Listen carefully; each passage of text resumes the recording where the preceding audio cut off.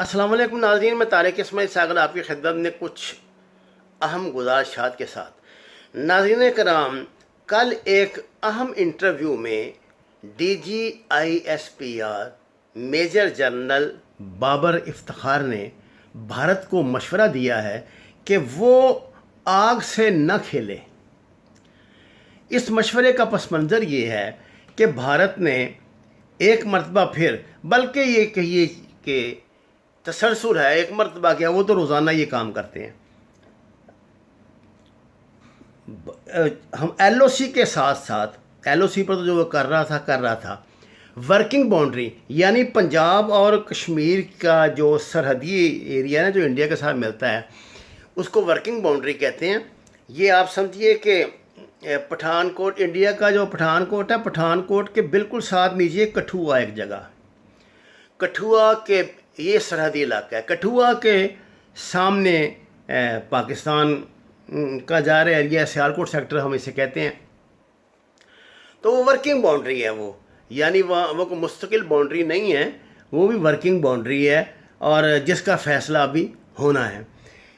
اب بھارت نے ایک طویل عرصے کے بعد اس محاذ کو گرم کرنا شروع کر دیا، اور کل انہوں نے کٹھوعہ کے سامنے سے پاکستانی پوسٹوں پر حملہ کیا۔ شاید وہ کوئی اسٹرائک وغیرہ کے موڈ میں تھے، اور ان کی اسٹرائک عموماً ایسی ہوتی ہیں کہ 5-10 بیوقوف اکٹھے ہو کے پاکستان کی طرف چلنا شروع کر دیتے ہیں، اور جیسے ہی وہ اس ایریا میں پہنچتے ہیں جو بین الاقوامی باؤنڈری جسے آپ کہہ سکتے ہیں، تو ان پر ایک عذاب نازل ہو جاتا ہے، اور بیچارے بھاگ کے پیچھے چلے جاتے ہیں، 2-4 مر جاتے ہیں، کچھ زخمی ہو جاتے ہیں۔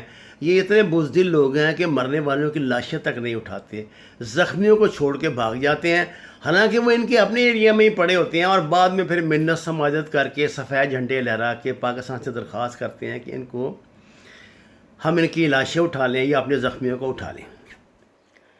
ناظرین، ورکنگ باؤنڈری پہ بھارت کی طرف سے قریب 4-5 ماہ کے بعد یہ ایڈوینچر کیا گیا ہے۔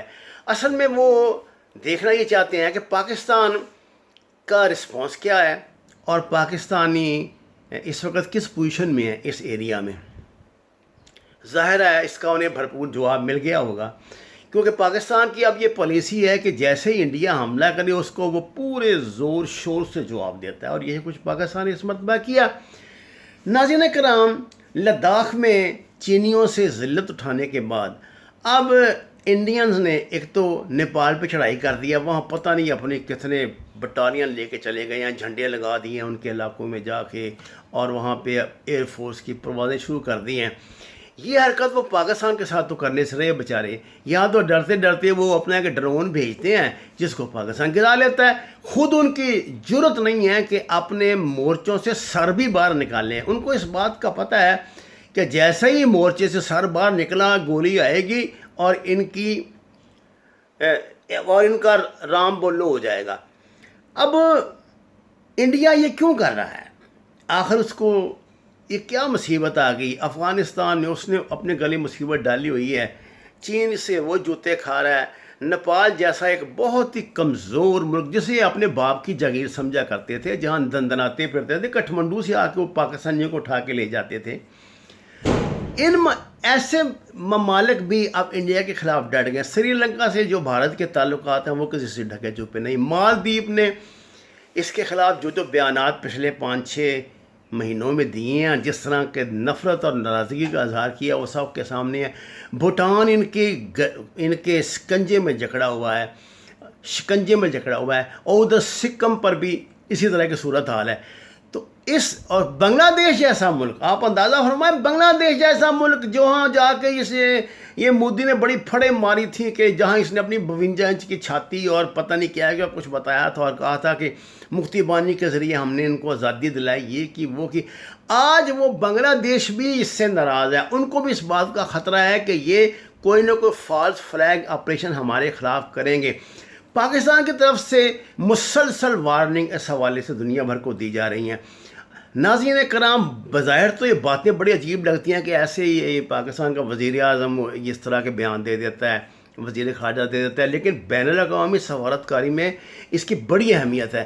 بین الاقوامی ڈپلومیسی میں ان بیانات کو بہت کنسیڈر کیا جاتا ہے۔ آپ اس سے اندازہ لگائیں نا، اگر عمران خان نے اور پاکستان کے وزیر خارجہ نے انڈین فالس فلیگ آپریشن کے متعلق مسلسل دنیا کو باخبر نہ کیا ہوتا تو آج سے 5-6 روز پہلے جو انہوں نے دوبارہ ادھر پلوامہ میں نئی حرکت کی ہے، گاڑی کو دھماکے سے اڑا دیا اور کہہ دیا کہ جی یہ دو پاکستانی تھے، دو دہشت گرد جماعتوں کے پاکستانی تھے، وہ اڑا کے بھاگ گئے ہیں۔ اب دنیا اندھی تو ہے نہیں، اگر وہ کو دہشت گرد تھے جنہوں نے یہ بھر کے وہ بارود کی لائے تھے وہ کار، اس کو کہاں اڑایا انہوں نے؟ جنگل میں، وہ پرندے مارنے تھے انہوں نے وہاں پہ۔ کوئی راستہ تھا وہ اس کا انڈین فوج کا؟ بالکل نہیں۔ پچھلی مرتبہ انہوں نے پلوامہ میں جو حرکت کی تھی اس میں انہوں نے اپنے جوانوں کی بلی لی تھی، قریب 140 جوان انہوں نے اپنے دھماکہ کر کے مار دیے تھے، جس کے بعد سے فوج میں شدید نفرت پیدا ہو گئی، اور انڈین میڈیا نے، انڈین سوشل میڈیا نے مین سٹریم میڈیا نے کھل کے الزام لگایا کہ یہ حرکت مودی حکومت نے خود کی ہے۔ اب یہ کانشیس تھے اس معاملے میں کہ اگر ہم نے اس میں فالس فلیگ آپریشن میں اپنے کو جوان بھی 1-2 مروا دیے نا، سال قربانی دے دی، ان کی بلی دے دی، تو ملک میں افراتفری نہ پیدا ہو۔ ویسے جوتے پڑ رہے ہیں ہم بیچاروں کو ہر طرف سے، تو انہوں نے اس مرتبہ یہ بڑی عجیب و غریب ہوشی حرکت کر ڈالی ہے، جگہ پہ بارود اکٹھا کر کے اس کو اڑا دیا، پاکستان کا نام لگا دیا۔ اب بات یہ ہے کہ اس طرح کی نشاندہی اگر پاکستانی وزیر اعظم پہلے نہ کرتے تو آپ جانتے ہیں اس کا کیا انجام ہوتا۔ انہوں نے دوبارہ وہی ہو جانی تھی۔ خدا کا شکر ہے اب ہمارے پاس ایسی حکومت نہیں ہے جو پلوامہ کے مقدمے جو ہے گجرانوالے کے تھانوں میں ان کی FIR کاٹے۔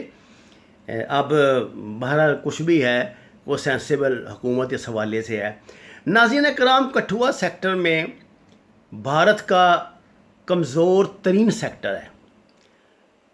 یہ جو جموں اور اس کا ملاپ ہے نا پنجاب کا، یہ پاکستان کا بڑا پسندیدہ ماز ہے، اور ہم اس پوزیشن میں کسی وقت بھی توی کو عبور کر کے 2-3 نالے کراس کر کے ہم جموں میں انڈیا کے سر پہ بیٹھ سکتے ہیں کٹھوعہ میں، اور یہی وہ راستہ ہے جو آگے جموں کو جاتا ہے، جہاں سے پھر اگر آپ اس کٹھوعہ برج سے کاٹ دیں تو پورا مقبوضہ کشمیر پورے انڈیا سے کٹ کے رہ جاتا ہے، کیونکہ دوسرا جو ہماچل پردیش والا راستہ ہے ان کو اس کی طرف سے ان کا داخلہ اب چین نے ناممکن بنا دیا ہے۔ اسٹریٹجک صورتحال ایسی بن گئی ہے کہ اب انڈیا کے لیے سوائے ٹھوں ٹھاں کر کے اپنی اہمیت کا احساس دلانے کے اور کوئی نہیں رہ گیا۔ ان کی وہ سٹرائکیں اور ان کے وہ دعوے اور ان کی وہ دھمکیاں وہ سب ختم ہو چکی ہیں، اور ہمیشہ کے لیے ختم ہو چکی ہیں۔ وَمَا عَلَيْنَا إِلَّا الْبَلَاغُ الْمُبِينُ۔ ناظرین کرام، درخواست ہے نماز، قرآن اور نماز کو ترجمے کے ساتھ جانیے۔ اپنے گھروں میں بھلے ایک گملے کی گنجائش ہو، کاشتکاری کیجیے، سبزیاں لگائیے۔ مستقبل میں ایک بڑا قحط منہ پھاڑے ہماری طرف بڑھ رہا ہے۔ آپ کو اس کا احساس ہوگا کہ آپ نے ایک اچھا کام کیا ہے۔